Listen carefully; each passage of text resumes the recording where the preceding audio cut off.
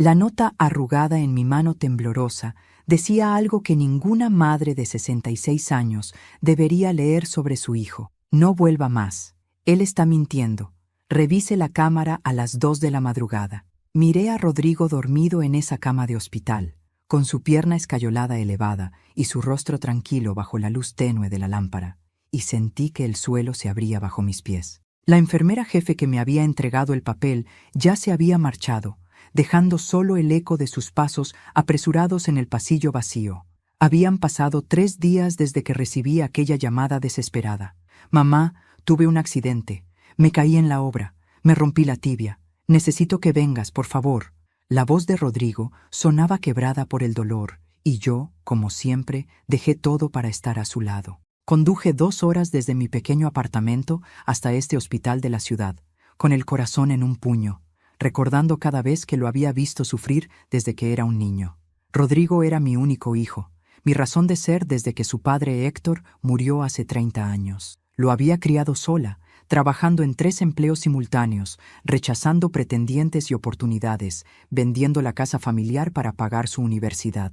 Cada sacrificio había valido la pena cuando lo veía sonreír, cuando me llamaba mamá, con ese tono cariñoso que derretía cualquier cansancio. Ahora, sentada en esa silla de plástico verde junto a su cama, con la nota quemándome la palma de la mano, todo lo que creía saber sobre mi hijo comenzaba a resquebrajarse como porcelana antigua. Pero antes de continuar, quiero hacerte una invitación muy especial. Suscríbete al canal y deja tu me gusta. Esto me ayuda a ver que me apoyas y disfrutas de mis historias. Y comenta aquí abajo desde qué ciudad nos estás viendo. Ahora, continuemos. Releí la nota por 5ª vez, como si las palabras fueran a cambiar mágicamente. Él está mintiendo. ¿Mintiendo sobre qué? ¿Sobre el accidente? ¿Sobre la fractura? Miré su pierna vendada, el gotero conectado a su brazo, los monitores parpadeando con regularidad. Todo parecía tan real. Los médicos habían confirmado la fractura. Había visto las radiografías en la pared del consultorio, manchas blancas que indicaban el hueso roto. ¿O las había visto realmente? En ese momento, con la adrenalina y el miedo, solo había asentido a todo lo que el doctor decía. Mi mente comenzó a recorrer los últimos 6 meses. Rodrigo había estado distante, ocupado con su nueva novia Vanessa, a quien solo había conocido una vez durante una cena incómoda, donde ella apenas me dirigió la palabra. «Está nerviosa, mamá. Dale tiempo», me había dicho Rodrigo. Luego estaban las llamadas extrañas pidiendo dinero prestado, siempre con excusas razonables. Un problema con el auto, un retraso en el pago de la constructora, una inversión que no salió como esperaba. Yo le había dado mis ahorros cada vez, sin hacer preguntas, porque eso hacen las madres, ¿verdad? Confiamos, protegemos, amamos incondicionalmente. El reloj en la pared marcaba las 11 de la noche. 3 horas hasta las 2 de la madrugada. 3 horas para decidir si iba a traicionar a mi hijo espiando las cámaras de seguridad o si iba a traicionarme a mí misma, ignorando la advertencia de aquella enfermera de ojos cansados pero bondadosos. Rodrigo se movió en sueños, murmurando algo ininteligible. Acerqué mi silla a la cama y tomé su mano libre, la que no tenía la vía intravenosa. Su piel estaba cálida, sus dedos largos como los de su padre. Recordé cuando esos dedos eran diminutos, cuando se aferraban a mi índice con fuerza de recién nacido. «Te protegeré siempre», le susurraba entonces. Ahora, con 66 años y arrugas marcando cada preocupación que él me había dado, me preguntaba si no lo había protegido demasiado, si no le había enseñado que las consecuencias existen, que las mentiras tienen precio. La nota seguía en mi mano. La enfermera había arriesgado probablemente su trabajo al dármela. Eso significaba algo. Significaba que lo que fuera que yo descubriría a las 2 de la madrugada era suficientemente grave como para que una desconocida rompiera el protocolo por mí. Tragué saliva y tomé mi decisión. Me quedaría despierta, revisaría esas cámaras y que Dios me ayudara a enfrentar lo que fuera que encontrara allí. Las agujas del reloj parecían moverse en cámara lenta. A la 1:30 de la madrugada, mis párpados pesaban como piedras, pero el café amargo que había tomado en la máquina expendedora mantenía mi corazón latiendo con fuerza irregular. Rodrigo seguía dormido, su respiración profunda y acompasada, completamente ajeno a la tormenta que se gestaba en mi interior. Habían pasado 2 horas y media desde que recibí la nota, y cada minuto había sido una eternidad de dudas y miedos. A las 2:10, escuché pasos suaves en el pasillo. La enfermera jefe apareció en el umbral de la puerta, haciendo un gesto discreto para que la siguiera. Era una mujer de unos 55 años, con el cabello gris recogido en un moño apretado y profundas ojeras que hablaban de demasiados turnos nocturnos. Miré a Rodrigo una última vez, me aseguré de que seguía dormido, y salí al pasillo con las piernas temblorosas. «Soy Carmen», me susurró, caminando rápidamente hacia una puerta al final del corredor. «Tengo 20 minutos antes de que el supervisor de turno haga su ronda. No hay tiempo para explicaciones, solo para que usted vea con sus propios ojos». «¿Por qué hace esto?», le pregunté, siguiéndola hacia una pequeña oficina que olía a desinfectante y papel viejo. «¿Por qué arriesga su trabajo por mí?». Carmen se detuvo frente a un ordenador antiguo y me miró con una mezcla de compasión y determinación.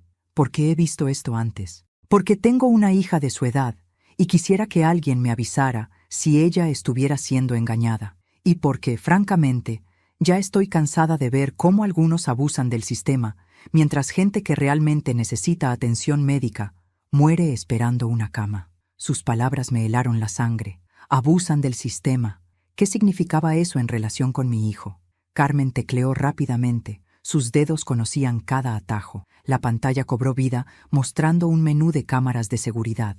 «Piso 3, habitación 307. Su hijo», dijo, seleccionando la fecha de hoy y retrocediendo hasta las 2 de la madrugada de la noche anterior. «Mire». La imagen era en blanco y negro, granulada pero clara. La habitación 307 apareció en la pantalla. La cama estaba vacía, completamente vacía. «Espere», murmuré, inclinándome hacia el monitor. «Debe haber un error. Esa no puede ser su habitación». «Es la habitación 307», confirmó Carmen con voz neutral. «Siga mirando». Aceleró la grabación. A las 2:03 am, una figura apareció desde el baño. Era Rodrigo, mi hijo, caminando perfectamente, sin la menor cojera, sin rastro de dolor. Se acercó a la ventana, revisó su teléfono móvil y comenzó a caminar de un lado a otro de la habitación como si estuviera esperando algo. No había muletas, no había silla de ruedas. Su pierna fracturada se movía con normalidad absoluta. «No», susurré, sintiendo que mis rodillas se debilitaban. Carmen acercó una silla y me ayudó a sentarme. «No, esto no puede ser real. Tiene que haber una explicación». «Hay una explicación», dijo Carmen suavemente, sin dejar de mirar la pantalla. «Pero no es la que usted quiere escuchar». En la grabación, Rodrigo salió de la habitación. Carmen cambió a la cámara del pasillo. Allí estaba mi hijo, mi bebé por quien había sacrificado todo, caminando tranquilamente hacia los ascensores con su bata de hospital abierta, mostrando ropa de calle debajo. Llevaba su teléfono en la mano y sonreía. «¿A dónde va?», pregunté con voz quebrada. «Al estacionamiento. Lo hace todas las noches a la misma hora». Carmen cambió a otra cámara. «Mire».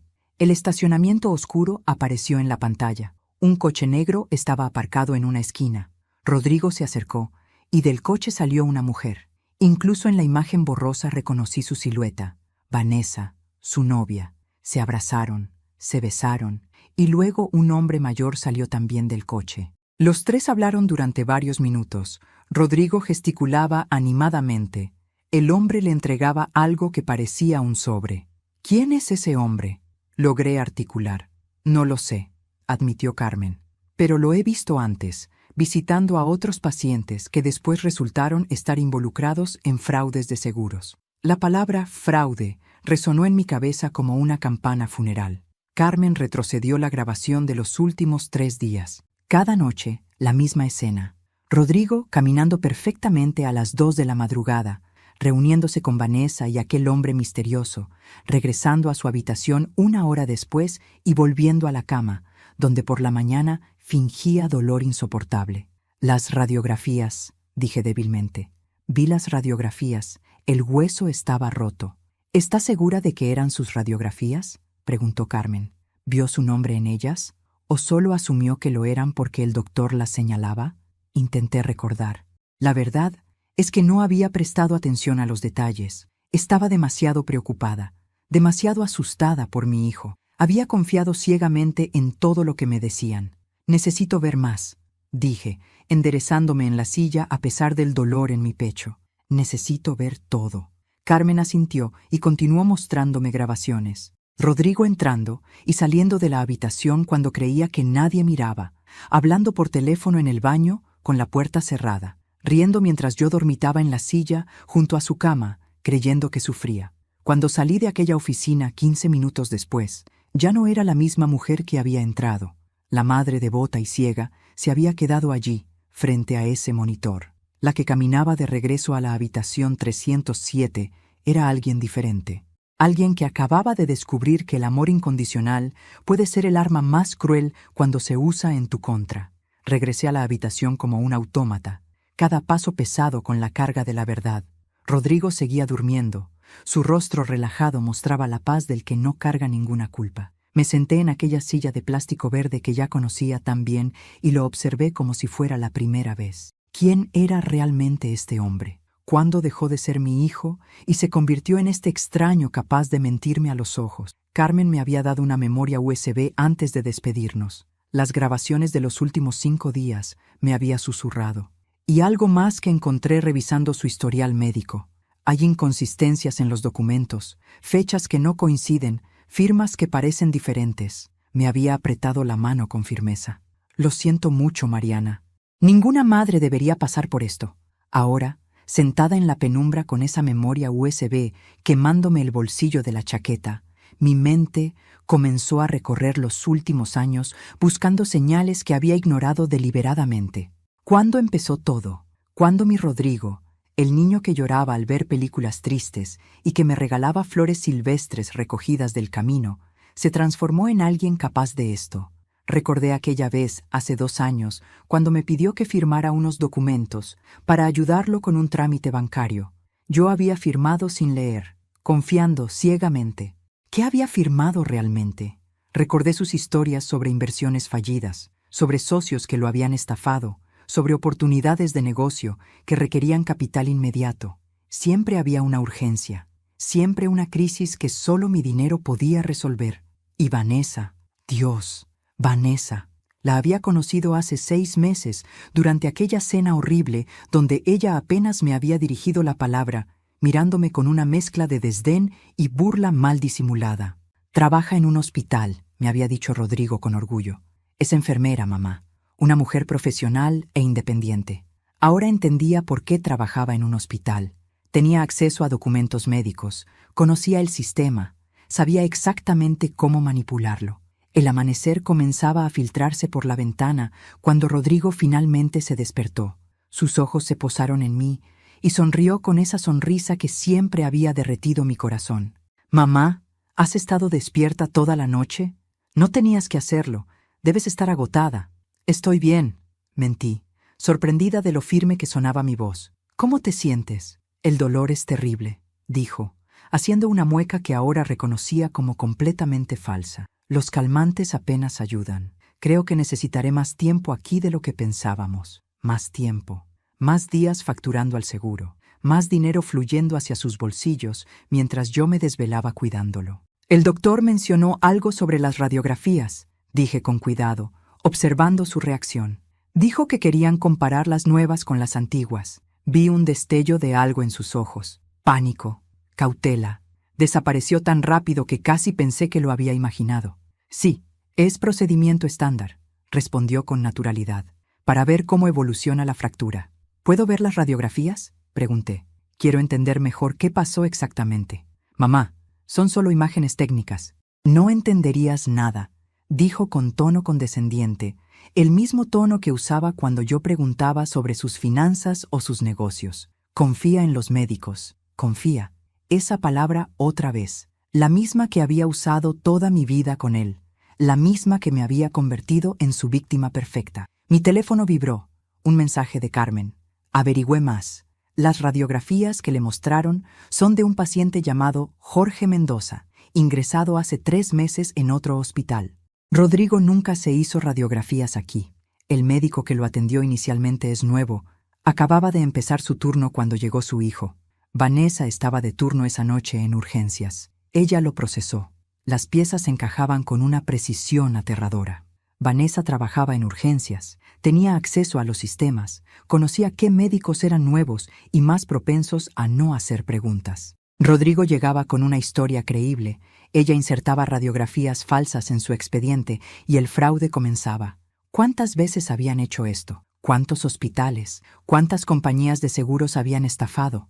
«Mamá, ¿estás bien? Te ves pálida», dijo Rodrigo, extendiendo su mano hacia mí.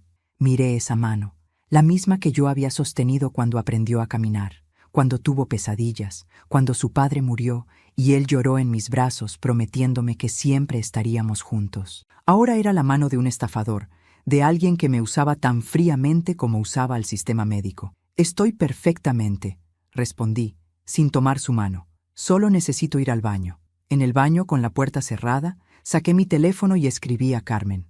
«Necesito saber todo, todo lo que puedas encontrar. No me importa lo que cueste». Su respuesta fue inmediata. «Ya estoy en ello. Tengo un contacto en la compañía de seguros. Esto es más grande de lo que pensé, Mariana. Mucho más grande». Me quedé en ese baño frío del hospital, mirándome al espejo.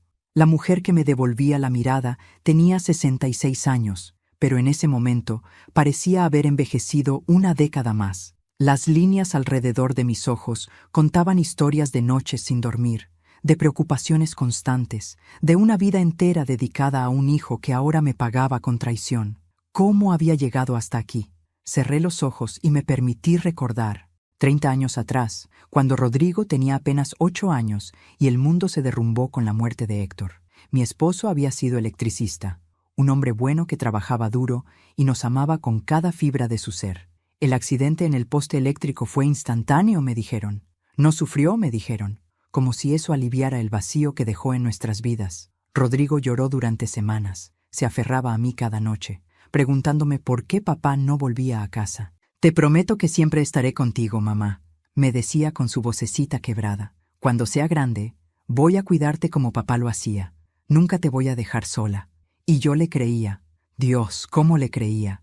La pensión que dejó Héctor apenas alcanzaba para 2 semanas de comida. La casa tenía una hipoteca que no podíamos pagar. Así que hice lo que tenía que hacer. Conseguí trabajo como cajera en el supermercado de 6 de la mañana a 2 de la tarde. Luego corría a limpiar oficinas de 3 a 7. Y 3 noches a la semana, cuando Rodrigo dormía bajo el cuidado de mi vecina doña Rosa, yo trabajaba en una lavandería doblando ropa ajena hasta medianoche. Rodrigo nunca supo cuántas veces comí solo pan para que él tuviera carne en su plato. Nunca supo que vendí el anillo de compromiso de su padre para pagar su viaje de estudios de 5º grado. Cuando me preguntaba por qué ya no usaba el anillo, yo sonreía y le decía que lo había guardado en un lugar seguro. La verdad es que estaba en la caja registradora de la casa de empeño, convertido en dinero para sus uniformes escolares. A los 16 años, Rodrigo quería una bicicleta nueva. Todos sus amigos tenían bicicletas de montaña caras, y él se sentía menos por tener la vieja bicicleta de segunda mano que le había comprado. «Mamá, por favor», me suplicaba, «me prometes que vas a cuidar de mí, pero ni siquiera puedo tener lo que tienen los demás». Sus palabras me partieron el corazón. Vendí la casa. La casa donde Héctor y yo habíamos planeado envejecer juntos, donde habíamos traído a Rodrigo del hospital, donde cada rincón guardaba recuerdos de nuestra familia. La vendí y nos mudamos a un apartamento pequeño de 2 habitaciones en un barrio menos prestigioso. Con ese dinero pagué sus estudios universitarios completos y le compré esa maldita bicicleta. Fue ese mismo año cuando Rodrigo me mintió por primera vez, o al menos la primera vez que me di cuenta. Me dijo que necesitaba dinero para libros de texto, $500. Se los di sin dudar, sacándolos de mis ahorros de emergencia. 2 semanas después, lo vi con una chaqueta de cuero nueva, la misma que había estado mirando en el escaparate de una tienda cara. «Me la regaló un amigo», me dijo cuando pregunté. «Su familia tiene dinero y ya no la usaba». Yo quise creerle. Dios sabe que quise creerle. Porque admitir que me había mentido significaba admitir que algo estaba fallando en mi forma de criarlo. Y no podía permitirme ese lujo, no cuando había sacrificado tanto. Durante sus años universitarios, rechacé 2 propuestas de matrimonio. Hombres buenos, honestos, que querían compartir su vida conmigo. Pero Rodrigo siempre ponía cara larga cuando los veía, siempre encontraba defectos en ellos. «Nadie va a ser tan bueno como mi papá», me decía. «Y además, ¿por qué necesitas a alguien más? Me tienes a mí». Así que los dejé ir, uno por uno, eligiendo a mi hijo sobre cualquier posibilidad de compañía o amor. Cuando se graduó, con honores que yo anuncié orgullosa a cualquiera que quisiera escuchar, me prometió que era mi turno de descansar. Ahora yo voy a trabajar para ti, mamá. Vas a vivir como una reina. Te lo prometo. Sus ojos brillaban con sinceridad cuando lo decía. ¿O era solo un brillo que yo quería ver? Los primeros años después de la universidad fueron buenos. Rodrigo conseguía trabajos, me visitaba regularmente, me llevaba a cenar de vez en cuando. Pero luego comenzaron las inversiones fallidas, los negocios que no prosperaban, los socios deshonestos que lo estafaban. Y siempre, siempre, yo estaba ahí con mis ahorros, con mi tarjeta de crédito, con cualquier cosa que pudiera vender para ayudarlo. Ahora, parada en este baño de hospital, entendía la terrible verdad. Nunca había habido inversiones fallidas, nunca había habido socios deshonestos, solo había un estafador, mi propio hijo. Y la víctima más fácil del mundo, una madre que lo amaba demasiado para ver la realidad. Salí del baño con la determinación fría de quien ya no tiene nada que perder. Rodrigo seguía en la cama, revisando su teléfono con esa expresión concentrada que antes me parecía de preocupación y ahora reconocía como cálculo. Cuando me vio, guardó rápidamente el teléfono bajo la almohada. ¿Te sientes mejor, mamá?, preguntó con falsa preocupación. Te demoraste mucho. Me estaba preocupando. Estoy perfectamente, respondí, forzando una sonrisa que me dolió en los músculos de la cara. Solo estaba pensando, Rodrigo, necesito ir a casa a buscar algunas cosas. ¿Ropa limpia? ¿Mis medicamentos? Volveré en unas horas. Vi el alivio instantáneo en su rostro. Quería que me fuera. Probablemente tenía que hacer llamadas, reunirse con sus cómplices, planear el siguiente movimiento de su juego sucio. Claro, mamá, tómate tu tiempo. Descansa un poco, aquí estaré bien, las enfermeras me cuidan. Salí del hospital con la memoria USB apretada en mi mano. El sol de la mañana me pareció obscenamente brillante para lo oscuro que se había vuelto mi mundo. En el estacionamiento saqué mi teléfono y marqué un número que no había usado en 5 años. ¿Don Julio?, dije cuando contestó la llamada. Soy Mariana Vega, la viuda de Héctor. Don Julio Contreras había sido el mejor amigo de mi esposo, su compañero en la empresa eléctrica. Después del accidente, se había jubilado y montado una pequeña agencia de investigación privada. Me había ofrecido ayuda incontables veces a lo largo de los años, pero yo siempre había sido demasiado orgullosa para aceptarla. Mariana, su voz sonó cálida y sorprendida. ¿Qué sucede? Tu voz suena diferente. Necesito contratar sus servicios, dije directamente. Necesito investigar a mi hijo. Hubo un silencio largo al otro lado de la línea. Luego, con voz grave, voy para allá. Dime dónde estás. Antes de continuar, dime aquí en los comentarios qué te está pareciendo esta historia hasta ahora y qué harías tú en su lugar. No te vayas del video, porque lo que viene a continuación te pondrá la piel de gallina. Don Julio llegó en 40 minutos a la cafetería donde acordamos encontrarnos. Seguía siendo el hombre fornido y de mirada penetrante que recordaba, aunque ahora su cabello era completamente blanco y usaba lentes. Nos sentamos en una mesa del fondo y le conté todo. Las mentiras de Rodrigo, las grabaciones de seguridad, las radiografías falsas, Vanessa, el hombre misterioso del estacionamiento. Don Julio escuchó en silencio, tomando notas en una pequeña libreta. Cuando terminé, suspiró profundamente. Mariana, lo que me describes es fraude organizado. No es la primera vez que escucho de casos así. Hay redes completas que se dedican a esto. Enfermeras corruptas, médicos que miran para otro lado, pacientes falsos. Mueven millones al año. ¿Millones?, repetí, aturdida. Las compañías de seguros son el blanco perfecto. Pagan sin hacer demasiadas preguntas si la documentación parece correcta. Y con alguien dentro del sistema médico es fácil hacer que todo parezca legítimo. Don Julio se inclinó hacia adelante. Pero hay algo más que me preocupa. Si Rodrigo está en esto tan profundo, no se va a conformar con pequeñas estafas de seguros. Me mostró su teléfono con un artículo de noticias de hace 3 meses. Mira esto. Una red de fraude médico fue desmantelada, pero antes de caer, los cabecillas habían vaciado las cuentas bancarias de varios familiares mayores, usando sus identidades para obtener préstamos grandes. Sentí que el suelo se movía bajo mis pies. Mi firma, susurré. Hace 2 años me hizo firmar documentos. Dijo que era para un trámite bancario. Don Julio palideció.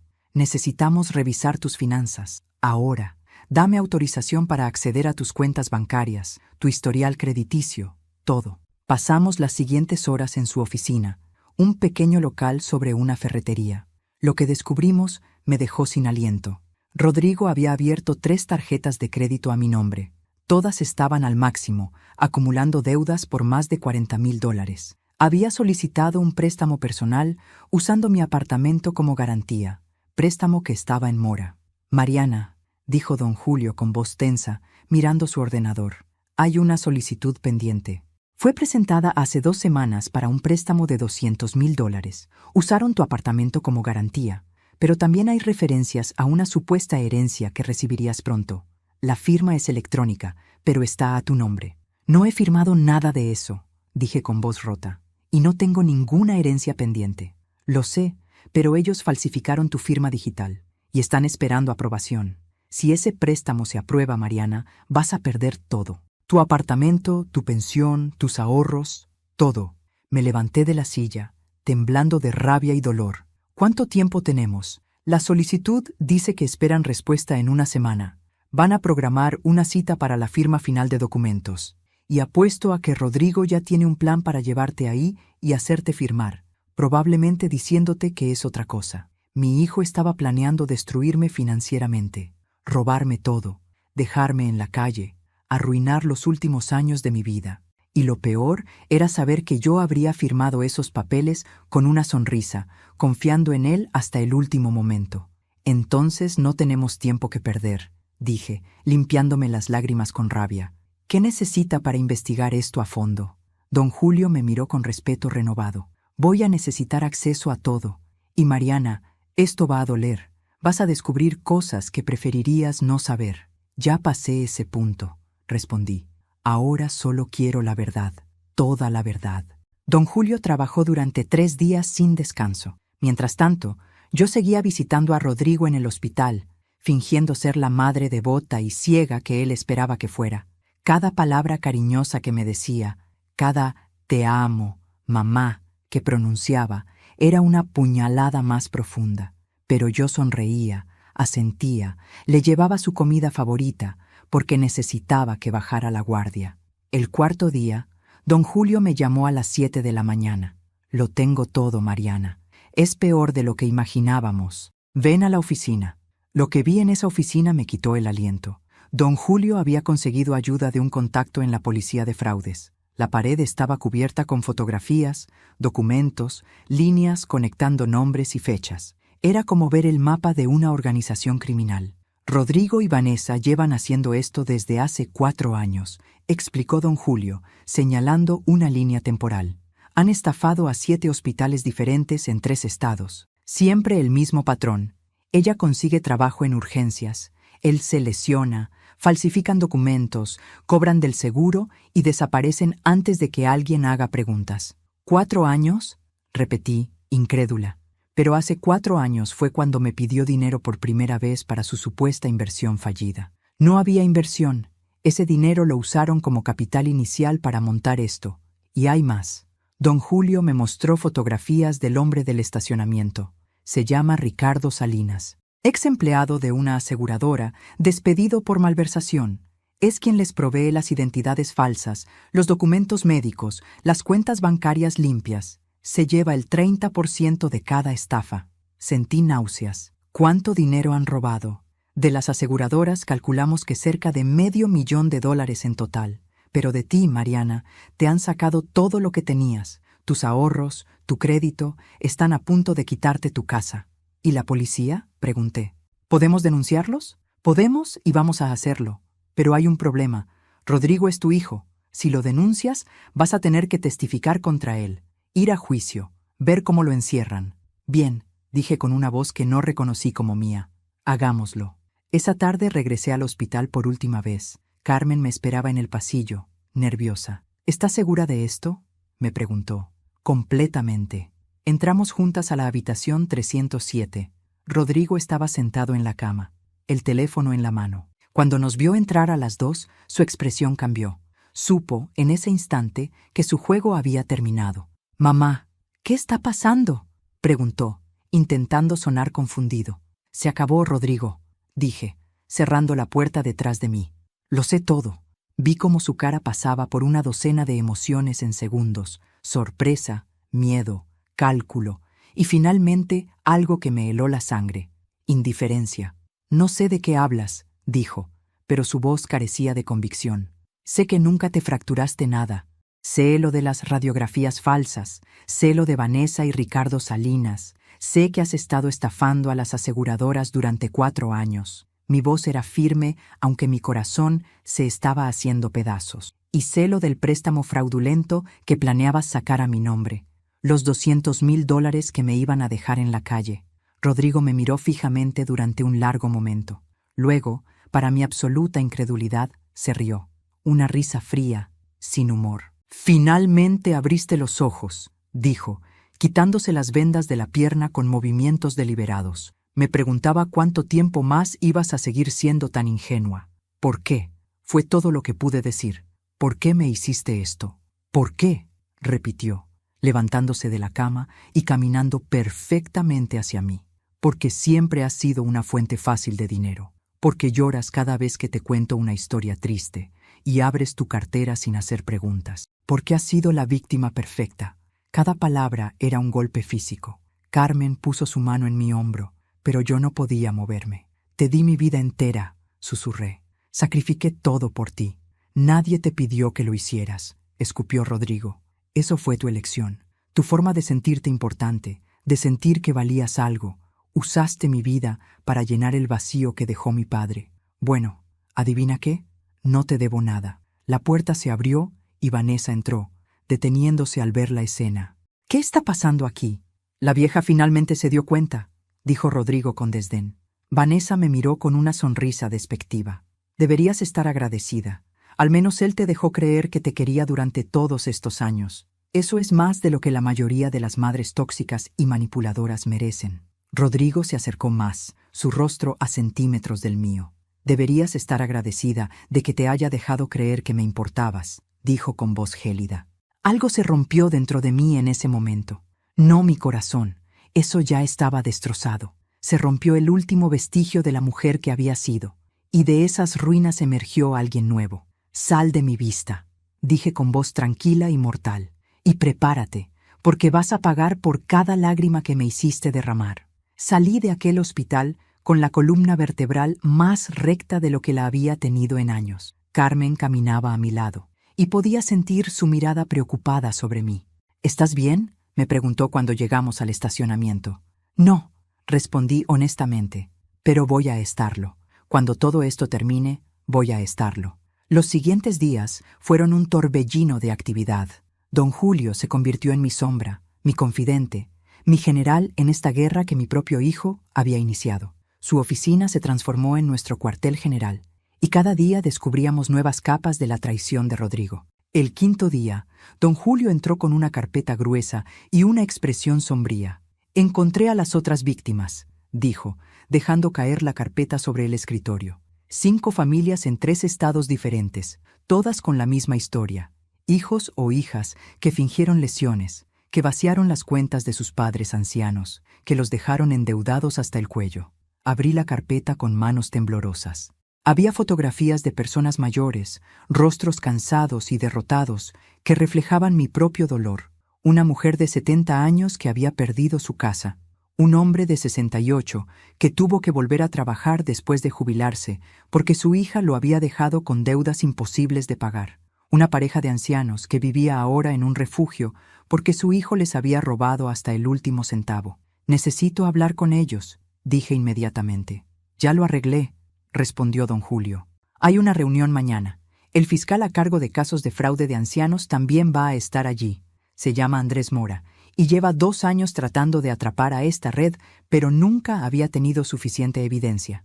La reunión fue en una sala de conferencias prestada por un centro comunitario. Cuando llegué, ya estaban allí. Los 5 ancianos defraudados, el fiscal Mora, un hombre de unos 40 años con expresión decidida, y 2 detectives de la unidad de fraudes. Carmen también había venido, arriesgando su trabajo para apoyarme. «Señora Vega», dijo el fiscal Mora, estrechando mi mano, Don Julio me ha puesto al tanto.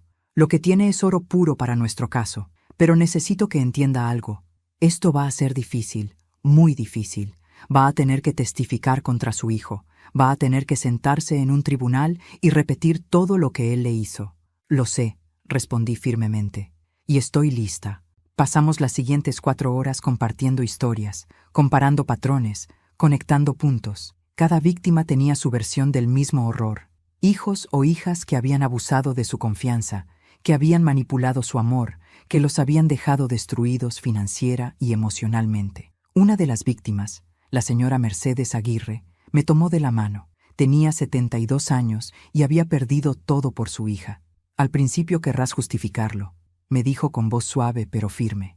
Buscarás razones, pensarás que tal vez fuiste mala madre, que tal vez te merecías esto. Pero tienes que entender algo, Mariana. Lo que ellos hicieron no fue tu culpa. Amar demasiado no es un crimen. Aprovecharse de ese amor sí lo es. Sus palabras me quebraron y me fortalecieron al mismo tiempo. El fiscal Mora extendió varios documentos sobre la mesa. Con lo que tenemos ahora, las grabaciones del hospital, los registros bancarios, los testimonios de ustedes y las evidencias que don Julio recopiló, podemos arrestarlos. Rodrigo, Vanessa y Ricardo Salinas enfrentan cargos por fraude múltiple, falsificación de documentos, robo de identidad y conspiración. Estamos hablando de entre 10 y 20 años de prisión. Pero hay un problema, continuó uno de los detectives, un hombre mayor llamado Ramírez. Rodrigo sabe que usted sospecha. Va a estar en guardia. Si intentamos arrestarlo ahora, podría huir. Tiene contactos, dinero oculto. Probablemente ya tiene un plan de escape preparado. Entonces necesitamos que baje la guardia, dije lentamente, una idea formándose en mi mente. Necesitamos que piense que ganó. Don Julio me miró con curiosidad. ¿Qué estás pensando? El préstamo fraudulento, expliqué, sintiendo cómo las piezas encajaban en mi cabeza. Todavía está pendiente de aprobación. Rodrigo está esperando que le confirmen la fecha de firma. ¿Y si yo accedo? El fiscal Mora se inclinó hacia adelante, interesado. Continúa. Llamaré a Rodrigo. Le diré que lo perdoné, que entiendo que está bajo mucha presión, que quiero ayudarlo. Le diré que un amigo me ofreció un préstamo importante y que necesito su ayuda para procesarlo, que conozco a alguien en un banco que puede acelerar el trámite. Las palabras fluían ahora, el plan tomando forma. Él pensará que encontró otra forma de estafarme. Querrá estar ahí, controlar la situación. Y cuando llegue a esa oficina, ustedes estarán esperándolo. Hubo un silencio mientras todos procesaban mi propuesta. Luego el fiscal Mora sonrió. Es brillante, pero riesgoso. Tendrá que ser convincente. Rodrigo la conoce, sabe cómo manipularla. Si sospecha, aunque sea un poco, no sospechará, interrumpí, porque le voy a dar exactamente lo que espera. Una madre desesperada por recuperar el amor de su hijo, dispuesta a creer cualquier mentira. Don Julio negó con la cabeza, admirado. Mariana, eres más fuerte de lo que pensaba. No, corregí. Soy lo que él me obligó a hacer. Los siguientes días fueron de preparación meticulosa. El fiscal Mora coordinó con el banco para crear una cita falsa. Los detectives instalaron cámaras y micrófonos. Carmen me enseñó a mantener la calma bajo presión, a controlar mi lenguaje corporal para que Rodrigo no detectara el engaño. Y yo practiqué. Una y otra vez. Ensayé la llamada que haría a Rodrigo, las palabras exactas que usaría, el tono de voz quebrado pero esperanzado de una madre que quiere creer que su hijo todavía la ama. La noche antes de hacer la llamada, don Julio se quedó conmigo en mi apartamento. Héctor estaría orgulloso de ti, me dijo mientras compartíamos café en mi pequeña cocina. Era mi mejor amigo, y lo que más amaba de ti era tu fuerza. Decía que eras la mujer más fuerte que había conocido. No me siento fuerte, admití. Me siento rota. La fuerza no es no romperse, respondió don Julio. Es seguir adelante incluso después de quebrarse. Es levantarse cuando todo tu ser quiere quedarse en el suelo. Eso es lo que estás haciendo, Mariana. Eso es valentía verdadera. A la mañana siguiente, con las manos temblando pero la voz firme, marqué el número de Rodrigo. Él contestó al tercer timbre. Rodrigo, dije, inyectando dolor y esperanza en mi voz. Necesito hablar contigo, sobre nosotros, sobre el préstamo. Hubo una pausa. Podía imaginar su mente trabajando, calculando, buscando el ángulo. «Mamá», respondió finalmente, su voz cargada de falsa emoción. «He estado pensando en ti, en lo que dije. Estaba enojado, asustado».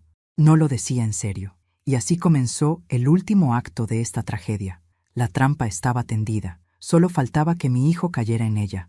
El día señalado amaneció gris y frío, como si el cielo mismo anticipara lo que estaba por suceder. Me desperté a las 5 de la mañana, incapaz de seguir durmiendo, y me preparé con el mismo cuidado que si fuera a un funeral. En cierto modo, lo era. El funeral de la Mariana que había sido, de la madre ciega, de la mujer que amaba sin cuestionar. Don Julio llegó a las 7. «¿Lista?», me preguntó, escudriñando mi rostro. «Más que nunca», respondí, y era verdad. La cita estaba programada para las 10 de la mañana en las oficinas de un banco del centro. El fiscal Mora y su equipo habían llegado horas antes, instalándose en una sala de conferencias adyacente.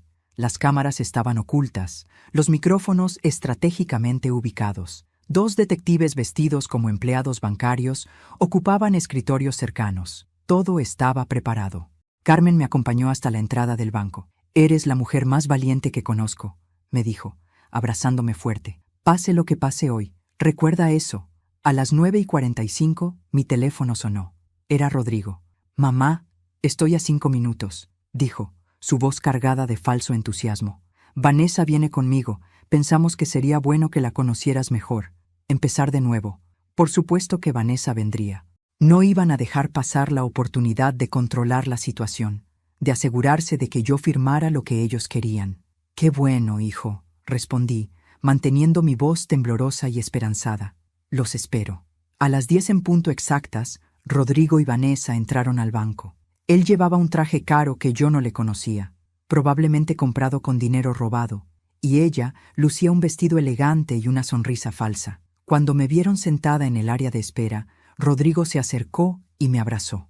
«Mamá, gracias por darme otra oportunidad», murmuró en mi oído.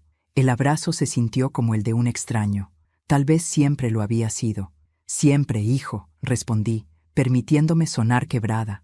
«Siempre te daré otra oportunidad». Vanessa me dio un beso en la mejilla que me hizo estremecer. «Señora Mariana, lamento mucho lo que pasó en el hospital. Rodrigo estaba bajo medicación fuerte. No sabía lo que decía. Qué actriz consumada».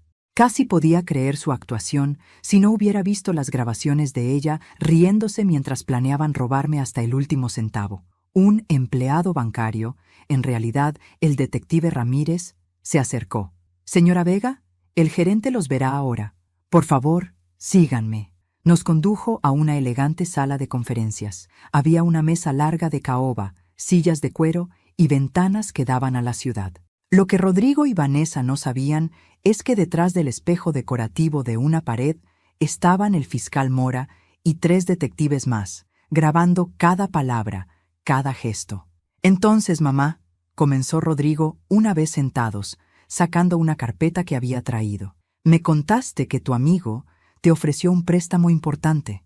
Eso es maravilloso. Con ese dinero podrías finalmente descansar, tal vez viajar un poco, y yo podría ayudarte a administrarlo, asegurarme de que esté bien invertido». «Exactamente lo que pensé», dije, mirándolo a los ojos. Por un momento vi un destello de triunfo en su mirada. Pensaba que había ganado otra vez. El detective Ramírez, en su papel de gerente bancario, entró con más papeles. «Buenos días a todos. Señora Vega, tengo aquí los documentos del préstamo que solicitó. Son $200,000 con su propiedad como garantía, tal como discutimos». Vi cómo Rodrigo se tensaba ligeramente. 200,000. La misma cantidad del préstamo fraudulento que él había intentado sacar a mi nombre. No era coincidencia. Era una trampa perfecta. «Sí», dije lentamente. «Aunque, ahora que lo pienso, hay algo que no entiendo». Saqué mi propia carpeta, la que don Julio me había preparado. «Verán, estuve revisando mis documentos financieros y encontré algo extraño. Solicitudes de préstamos que no recuerdo haber hecho. Tarjetas de crédito abiertas a mi nombre que nunca pedí. Es tan confuso». La expresión de Rodrigo cambió sutilmente. Vanessa se removió en su silla. «Mamá, probablemente son errores del banco», dijo Rodrigo rápidamente. «Ya sabes cómo son estas cosas». «Eso pensé yo también», continué. manteniendo un tono inocente. Así que contraté a un investigador para que me ayudara a aclararlo. Don Julio Contreras. ¿Lo recuerdas, Rodrigo? Era el mejor amigo de tu padre. El color abandonó el rostro de mi hijo. Y don Julio encontró cosas fascinantes. Proseguí, mi voz endureciéndose con cada palabra. Encontró que alguien había estado usando mi identidad durante años. Encontró un patrón de fraude que abarcaba múltiples hospitales, múltiples víctimas, millones de dólares robados. Rodrigo se levantó bruscamente. No tenemos que escuchar esto. Vámonos, Vanessa. Siéntate, dije con una voz que no admitía discusión. Y para mi sorpresa, él obedeció, tal vez por shock, porque lo que viene ahora es la mejor parte. En ese momento, la puerta se abrió, y entraron el fiscal Mora y 4 detectives con placas visibles. Rodrigo y Vanessa intentaron levantarse, pero los detectives fueron más rápidos. Rodrigo Vega y Vanessa Ortiz, anunció el fiscal Mora con voz firme, quedan arrestados por cargos múltiples de fraude, falsificación de documentos, robo de identidad y conspiración para cometer fraude financiero. ¡Esto es una trampa!, gritó Rodrigo, su fachada de hijo amoroso finalmente destruida. «Mamá, no puedes hacerme esto. Soy tu hijo». Me puse de pie, mirándolo directamente a los ojos. «Precisamente por eso tengo que hacerlo, porque soy tu madre y fallé en enseñarte que las acciones tienen consecuencias, porque te amé tanto que te permití convertirte en esto». Saqué un sobre de mi bolso. «Y porque ninguna otra madre debería pasar por lo que yo pasé». Le entregué el sobre al fiscal Mora. «Esta es mi declaración completa. Cada préstamo fraudulento, cada mentira, cada manipulación, está todo documentado y estoy lista para testificar». Vanessa comenzó a sollozar, pero sus lágrimas no me conmovieron. Rodrigo, sin embargo, me miraba con una mezcla de odio y incredulidad. «Te arrepentirás de esto», escupió mientras los detectives lo esposaban. «Te quedarás sola. Nadie te va a querer cuando todos sepan lo que le hiciste a tu propio hijo». «Ya estaba sola», respondí tranquilamente. «Desde el momento en que decidiste que mi amor era una debilidad que podías explotar». Mientras se los llevaban, Vanessa gritando y Rodrigo manteniendo un silencio gélido, el detective Ramírez se acercó.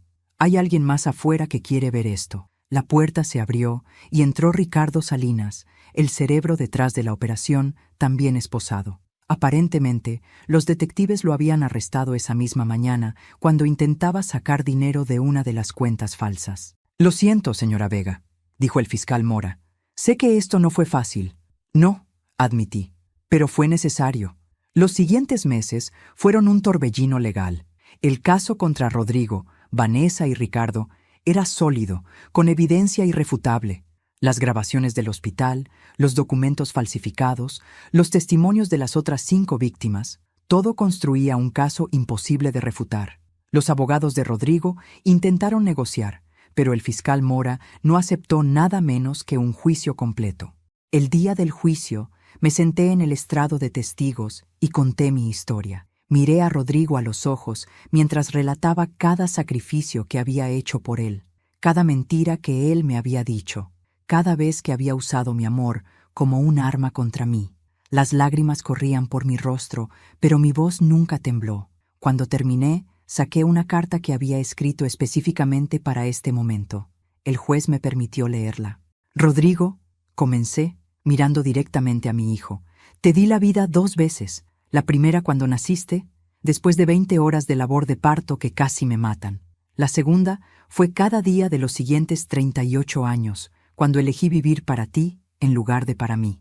Trabajé hasta que mis manos sangraban, vendí todo lo que tenía valor, rechacé amor, rechacé oportunidades, rechacé mi propia felicidad porque creía que tu felicidad era la mía». Rodrigo mantenía la vista baja, pero yo continué. «Y tú tomaste todo eso, cada sacrificio, cada lágrima, cada momento de dolor, y lo convertiste en tu fuente de ingresos. Me usaste, no como se usa a un enemigo, sino peor. Me usaste como solo se puede usar a alguien que te ama incondicionalmente. Y mi voz se quebró, pero continué. Esa es la traición más profunda que existe». Hice una pausa, limpiándome las lágrimas. «Pero hoy, aquí, frente a este tribunal, recupero lo que me quitaste.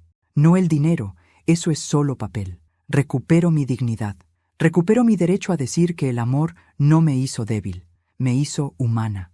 Tu traición no me define. Mi fuerza para estar aquí hoy sí lo hace. El veredicto llegó 3 días después, culpable en todos los cargos. Rodrigo recibió 18 años de prisión. Vanessa, 15. Ricardo Salinas, 20. La sala estalló en murmullos, pero yo solo sentí un profundo cansancio mezclado con alivio.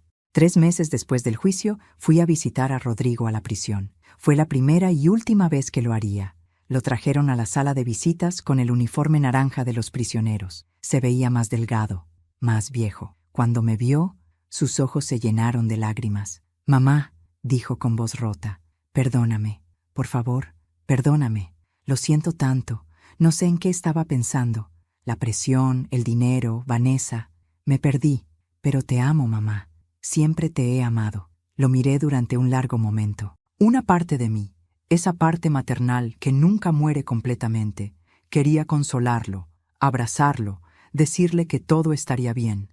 Pero había aprendido, a un costo terrible, que el amor verdadero a veces significa dejar que las consecuencias enseñen lo que las palabras no pudieron. «No lo creo», dije finalmente, y vi cómo sus ojos se abrían con shock. «No creo que me ames. Creo que amas la idea de tener a alguien que te ame incondicionalmente. Creo que amas tener un as bajo la manga en caso de que lo necesites. Pero amar de verdad significa sacrificio sin esperar nada a cambio.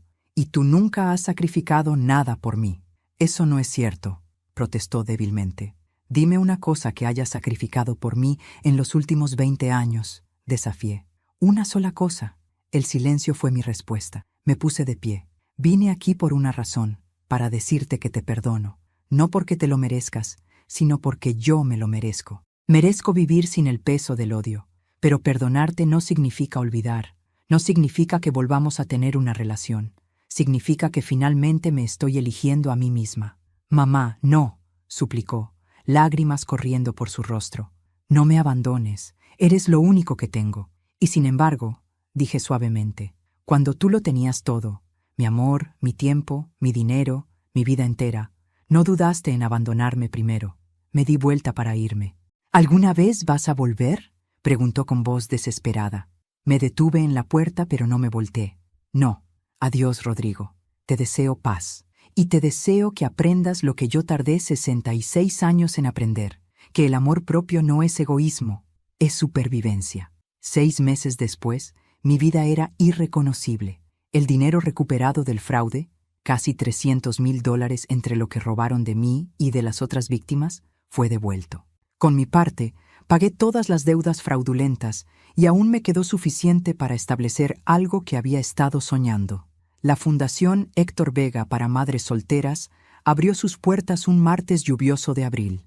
Carmen era la directora, y las otras víctimas del fraude de Rodrigo formaban parte del consejo. Ofrecíamos apoyo legal, asesoría financiera y grupos de apoyo para madres solteras que, como yo alguna vez fui, estaban sacrificándose hasta el punto de perderse a sí mismas. Don Julio se convirtió en un amigo constante, luego en algo más. No era romance. Ambos éramos demasiado viejos y estábamos demasiado marcados para eso, pero era compañía, respeto mutuo y el tipo de amor tranquilo que solo viene con la edad y la experiencia. En junio, Carmen y yo tomamos ese viaje que habíamos estado planeando. 2 semanas recorriendo las playas de la costa. Era la primera vez en 40 años que yo viajaba por placer. La primera vez que gastaba dinero en mí misma sin sentir culpa. Una tarde, mientras veíamos el atardecer desde una playa casi desierta, Carmen me preguntó, «¿Alguna vez piensas en él?» «Todos los días», admití, «pero ya no con dolor. Ahora pienso en él como piensas en una lección duramente aprendida, con respeto por lo que te enseñó, pero sin el deseo de repetirla. Eres inspiración para muchas mujeres», dijo Carmen. «Las madres en la fundación te ven y se dan cuenta de que es posible salir de ese ciclo». «No soy héroe», objeté. «Solo soy una mujer que finalmente abrió los ojos». «A veces», respondió Carmen, «eso es exactamente lo que hace a un héroe». Mientras el sol se ponía sobre el océano, pintando el cielo de naranjas y rosas, sentí algo que no había sentido en décadas. Paz, no felicidad explosiva, ni la euforia del amor romántico, sino algo más profundo y duradero. La paz que viene de conocerte a ti misma, de respetar tus límites, de saber que sobreviviste a lo peor y saliste más fuerte. Rodrigo estaría en prisión durante muchos años más. Tal vez algún día realmente cambie, realmente aprenda, realmente se arrepienta, o tal vez no. Pero eso ya no era mi responsabilidad. Yo había hecho mi parte, había sido su madre, lo había amado, le había dado todas las herramientas que pude. Lo que él eligió hacer con esas herramientas fue su decisión. Y lo que yo elegía hacer con el resto de mi vida ahora era la mía. Me había dado a mí misma la vida por tercera vez, y esta vez no iba a desperdiciarla. Aquí termina mi historia. Si llegaste hasta este punto, significa que te tomaste el tiempo de escuchar el testimonio de una mujer de 66 años que aprendió, aunque tarde, que amarse a uno mismo no es egoísmo sino necesidad. Si esta historia te conmovió, si te hizo reflexionar, o si simplemente te mantuvo atento hasta el final, te pido de corazón que te suscribas a este canal y dejes tu me gusta en el video. Cada suscripción me dice que mi historia sirvió para algo, que mi dolor no fue en vano si pudo ayudar, aunque sea a una persona, a abrir los ojos. Y por favor, comenta aquí abajo. Dime desde qué ciudad nos estás viendo y qué te pareció esta historia. ¿Te ha pasado algo similar? ¿Conoces a alguien que esté viviendo esto? A veces, solo saber que no estamos solos hace toda la diferencia. Recuerda, nunca es tarde para elegirte a ti mismo. Nunca eres demasiado viejo para empezar de nuevo. Y el amor verdadero, el que realmente vale la pena, empieza por el que te das a ti mismo. Gracias por acompañarme en este viaje. Hasta la próxima historia. Con cariño, Mariana G.